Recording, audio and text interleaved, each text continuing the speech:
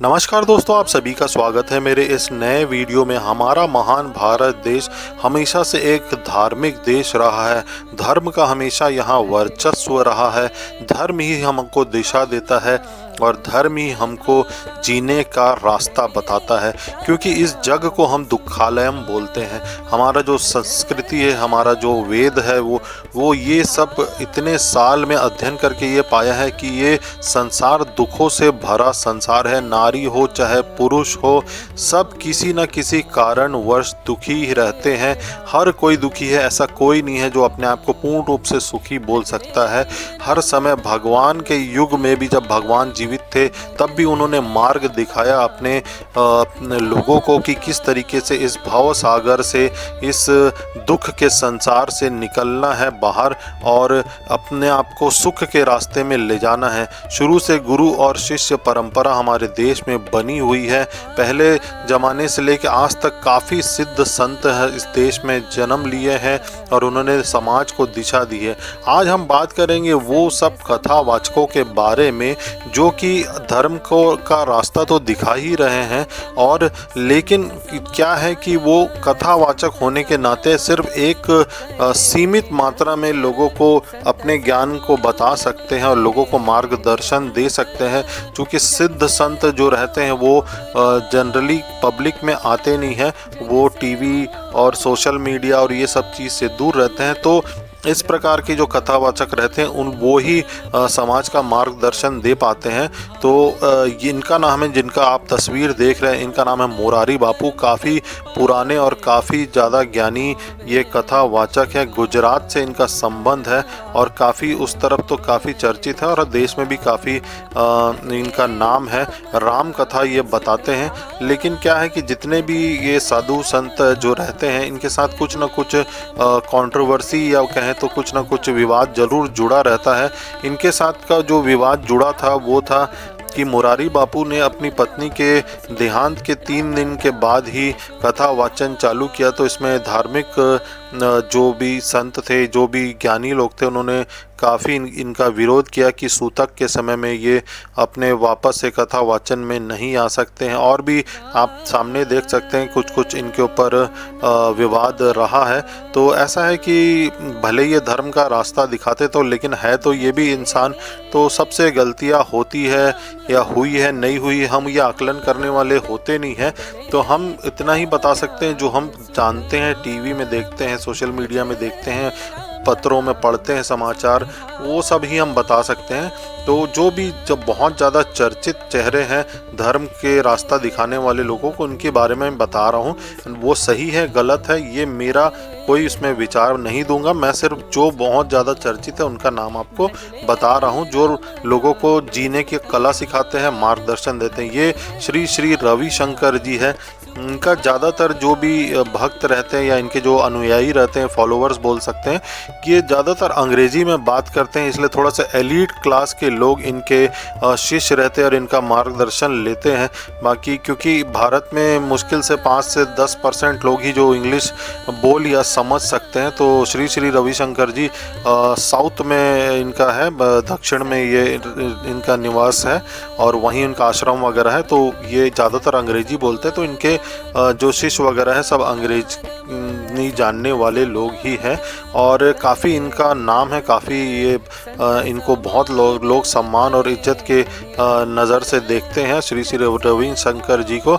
और इनके आश्रम में काफ़ी सारे एक्सपेरिमेंट किए जाते हैं, जिसमें मेडिकल एक्सपेरिमेंट भी है, आयुर्वेद का भी है और इस टाइप का। तो लोगों को मतलब मन और तन दोनों का यहाँ पे लोगों की दुख को दूर करने का यहाँ पे कार्य किया जाता है इनके आश्रम में। तो श्री श्री रविशंकर जी भी बहुत बड़ा नाम है इस क्षेत्र में। लोगों को जो जीवन का जीने का कला सिखाते हैं और इनके संस्था का नाम आर्ट ऑफ लिविंग है। आपने तो सुना ही होगा। इनका कोर्सेज भी होते हैं।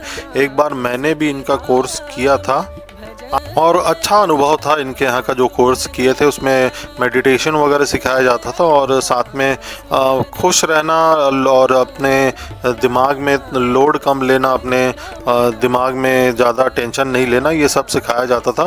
तो ओवरऑल इनका भी कोर्सेज़ वगैरह भी अच्छा है, बहुत अच्छा लगता है। लोगों से एक दूसरे से इंटरेक्शन होता है, मिलते हैं जब जाते हैं इनके क्लासेस में, तो एक प्रकार से इनका सोशलाइजिंग टाइप का क्लब है।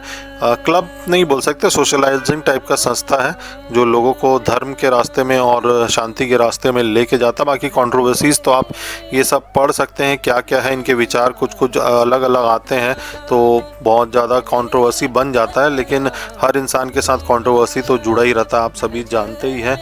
और ये इनको आप नहीं जाने ऐसा तो हो नहीं सकता, बाबा रामदेव है। आध्यात्म का थोड़ा सा कम बताते हैं, लेकिन ये शारीरिक फिटनेस का और शारीरिक रोगों को दूर करने के बारे में ये ज़्यादा बताते हैं। इनका मेन लक्ष्य यही रहता है कि ये लोगों को कैसे फिट रहें, कैसे निरोगी रहें, ये सारा चीज़ बाबा रामदेव बताते हैं। ये वैसे काफ़ी मुंहफट किस्म के ये संत हैं और काफ़ी ज़्यादा ये कभी कभार बोल देते हैं तो थोड़ा सा कंट्रोवर्सीज़ वगैरह हो जाता है और विवाद की स्थिति निर्मित हो जाती है। थोड़ा सा ये राजनीतिक इनका जो ओरिएंटेशन है या जो झुकाव बोलेंगे, ये एक तरफ के पार्टी की तरफ रहता है, तो कई लोग इनको पसंद नहीं भी करते हैं। लेकिन जो इन्होंने योगा के क्षेत्र में काम किया है वो अतुलनीय है। मतलब पहले जो योग वगैरह तो भारत में शुरू से ही रहता था, लेकिन विदेशी लोग वगैरह ज़्यादा मानते थे। लेकिन बाबा रामदेव के आने के बाद, आस्था चैनल में आने के बाद योग के प्रति जो जागरूकता बढ़ी है भारत में, उसमें इनका जो योगदान है वो उसका कोई भी सानी नहीं है। और बहुत ही इनका सालों का मेहनत है योग के क्षेत्र में, आयुर्वेद के क्षेत्र में। और इन्होंने दवाइयाँ वगैरह भी काफ़ी सारी बनाई है और इनके तो ब्रांड स्टोर्स हैं काफ़ी सारा। कई लोग उसमें भी कंट्रोवर्सीज करते हैं, जैसे गूगल में आप हर किसी का कंट्रोवर्सी का आप डालेंगे तो लिस्ट पूरा आ जाएगा। तो ये सब आप थोड़ा पॉज करके पढ़ सकते हैं। मैं इतने बड़े बड़े लोगों के बारे में गलत बताऊं ये मुझे थोड़ा सा ठीक नहीं लगेगा।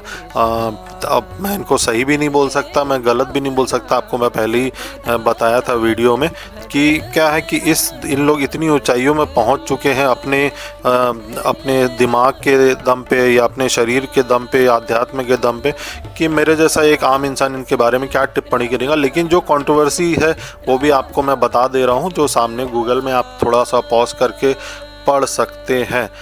अब जो चर्चित चेहरा है भारत में ये है प्रदीप मिश्रा जी, पंडित प्रदीप मिश्रा इनका नाम है। अभी बहुत ही ज़्यादा ये चर्चित चेहरा है और बहुत ज़्यादा इनके मतलब फॉलोअर्स बोले, इनके भक्त बोले और इनके अनुयायी बोले, तो आप इतना ज़्यादा इनका जब भी कहीं कोई भी इनका शिविर लगता है जो ये कथा वाचन करते हैं, उस शिविर में तो लोग ऐसा है कि टूट पड़ते हैं, मतलब मारम मार हो जाता है।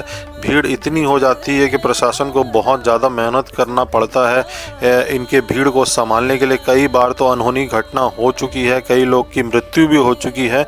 और ये जो कथावाचक है प्रदीप मिश्रा जी, इनका एक बार बहुत ज़्यादा विवाद की स्थिति निर्मित हो गई थी। राधा रानी को इन्होंने कुछ ऐसा इनका पुराना टेप निकल गया था, तो उसके बाद इन्होंने जाके बरसाने में नाक रगड़ के इन्होंने माफ़ी भी मांगा था। अब ये सब चीज़ को मैं जो सामने ये सब लिखा है, संतान सुख, रोग विधि, संपत्ति सुख, परिवारवाद, ये सब मैं खुद इसमें बिलीव नहीं करता हूँ कि कोई एक इंसान ये सब चीज़ आपका मिटा देगा। आपको वो रास्ता बता सकता है, लेकिन ये डॉक्टर नहीं है, ना ये लोग कोई चमत्कारी वो है कि आपका चमत्कार से आपके रोग या आपकी कोई समस्या दूर कर सकते। ये मेरा निजी विचार है, बाकी जिनको मानना है वो मान सकते हैं, जिनको नहीं मानना है वो फिर उनके ऊपर, उनकी विवेक के ऊपर वो छोड़ देता हूँ।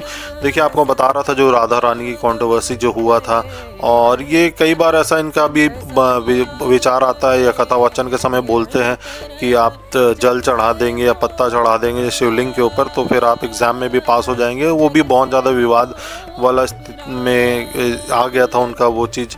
तो लेकिन मैं तो न्यूट्रल हूँ, मैं इसमें कुछ भी नहीं बोल पाऊँगा। बाकी आपको मानना है तो आप मान सकते हैं और नहीं मानना है तो फिर उसको कोई कुछ नहीं बोल सकता।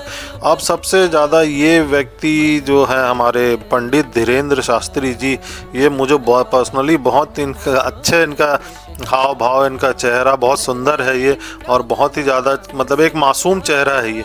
और जब ये बोलते हैं तो बहुत अच्छे तरीके से बोलते हैं। इनका प्रेजेंटेशन बोल सकते हैं, इनका बॉडी लैंग्वेज ये सब बहुत अच्छा लगता है, प्रभावी है बहुत ये। और इनका जो मुख्य कार्य रहता है वो रहता है पर्चा निकालने का। मतलब ये किसी को बुलाते हैं अपने सभा में और उसके बाद उससे बातचीत करके उसका पहले ही वो पर्चे में लिख लेते हैं कि क्या क्या उसको समस्या, ऐसा करके वो सामने लोगों को अचंभित करते हैं कि मैं अंतर्यामी हूँ और मैं सब जानता हूँ बोल के। लेकिन इनके विरोधी लोग ये बोलते हैं कि अगर आपको सब जानते हैं, आप पहले से पता है, तो कई बार जो प्राकृतिक अनहोनी होने वाली रहती है, कोई विमान दुर्घटना होने वाली रहती, तो उसमें आप क्यों नहीं पहले से भविष्यवाणी करते। ऐसा इनका विरोधी लोग का कहना है। बाकी मैं ना उनको ज़्यादा मानता हूँ, इनको ना मैं इनको फॉलो करता हूँ। हाँ, ये एक बड़े कथावाचक है भारत के, वो मैं बोल सकता हूँ, क्योंकि वो सब दिखता है सामने। और इनके ऊपर ये सब भी कंट्रोवर्सी बीच में आई थी कि बड़े बड़े महंगे महंगे कपड़े पहनते हैं, चश्मा लगाते हैं।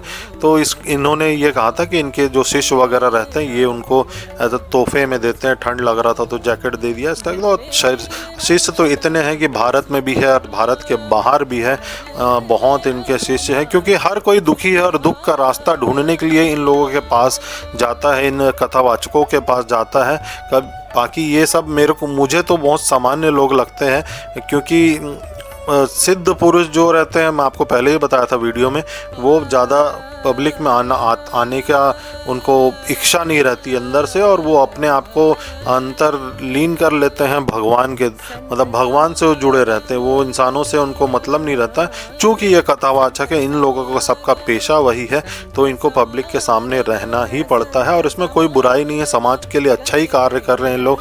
और जो भी ऐसे लोग हैं जो इनका अच्छा चीज़ को पकड़े, आप इनके पीछे जो बुरा चीज़ है उनको आप ना पकड़े। जैसे हमारे प्रेमानंद जी बाबा बोलते हैं, कोई भी साधु संत, सिद्ध पुरुष हो चाहे वो कथावाचक हो, अगर वो अच्छा चीज़ बोलता सिर्फ अच्छा चीज़ मानिए, क्योंकि आपको ज़िंदगी अपना अच्छा करना है ना, तो अच्छा ही चीज़ आप उसको लीजिए। आप वो जो फिर उनके निजी जीवन में हमको क्या लेना देना, वो क्या कर रहे हैं नहीं कर रहे हैं। अब सबसे ज़्यादा पॉपुलर आप बोल सकते हैं, मैं दावे के साथ बोल सकता हूँ कि सबसे ज़्यादा अगर आज की दिनांक में प्रसिद्ध कथावाचक हैं में लोगों की नज़र ओवरऑल, जिनके ऊपर सबसे ज़्यादा मीम्स भी बनता है और बहुत ज़्यादा वायरल होता है, ये हमारे अनिरुद्धाचार्य जी हैं, जो मुझे व्यक्तिगत रूप से बहुत ज़्यादा पसंद है, मुझे तो बहुत अच्छे लगते हैं। और इनके पीछे जो भी कंट्रोवर्सी है वो चीज़ को मैं दरकिनार करता हूँ। लेकिन इनका जो कार्य है, मतलब जब अगर कभी मेरा इनसे आमना सामना होगा तो मैं तो इनको दंडवत प्रणाम ही करूँगा। जो ये कार्य करते हैं वैसा कार्य ये बहुत ही कम लोग करते हैं। ये इन्होंने बूढ़ी माताओं को अपने आश्रम में रहने के लिए जगह, खाना पीना, सेवा करते हैं, वो एक दैवीय कार्य है। वो कार्य इनके सारे, अगर कोई भी बुराइयां होगी तो सबको छुपा देता है। ये बहुत ही अच्छा कथावाचन करते हैं और कथावाचन के साथ साथ काफ़ी ज़्यादा ये हंसाते भी हैं सामने लोगों को, तो मज़ा आ जाता है इनका कथावाचन देखने में। और लोगों की समस्याएं जब ये सुनते हैं और जिस हिसाब से ये जवाब देते हैं तो वो लाजवाब रहता है। तो उसी हिसाब से ये बहुत ज़्यादा ये चर्चित है भारत के। मेरे हिसाब से तो नंबर 1 है। बाकी तो इन लोगों में नंबर 1 2 करना तो गलत हो जाएगा, लेकिन मुझे और देशवासी को ऐसा लगता है कि ये बहुत ज़्यादा चर्चित है और बहुत ज़्यादा पॉपुलर है, क्योंकि रील्स वगैरह इनके बहुत ज़्यादा वायरल होते हैं। हर दिन आप देख सकते हैं नया नया इनका। बाकी इनके साथ भी कंट्रोवर्सीज बहुत जुड़े रहती है कि महिलाओं के खिलाफ इन्होंने कुछ बोला है, लोग गलत तरीके से ले लेते हैं। तो कंट्रोवर्सी तो इंसान जब तक जीवित रहेगा तब तक होगा, और हमको इन लोगों से अच्छी चीज़ सीखनी है और इनकी बुराइयों को इग्नोर करके अपना जीवन को हमको अच्छा बनाना है, इसमें हमारा ध्येय होना चाहिए। तो आप लोगों ने वीडियो देखा उसके लिए बहुत बहुत धन्यवाद। सभी को राधा राधा, जय सनातन धर्म।